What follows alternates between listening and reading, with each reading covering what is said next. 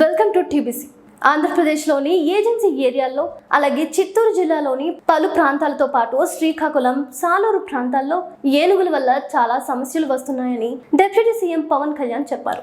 ఆంధ్రప్రదేశ్లోని చిత్తూరు, శ్రీకాకుళం జిల్లాలోని పలు ఏజెన్సీ ప్రాంతాల్లో ఏనుగులు ఊళ్ళలోకి వచ్చి పంట పొలాలను నాశనం చేస్తున్న సంగతి తెలిసింది.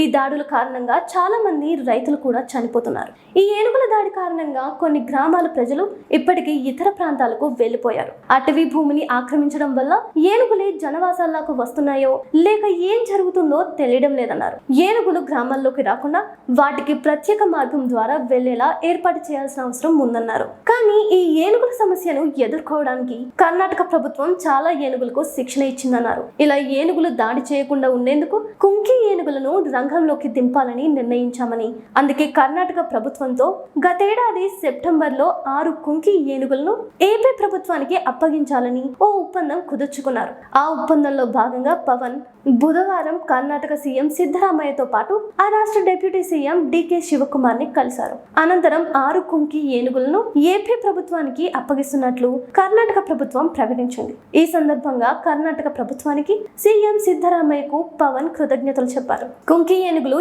ఏపీకి తీసుకువస్తున్నారు. Thank you.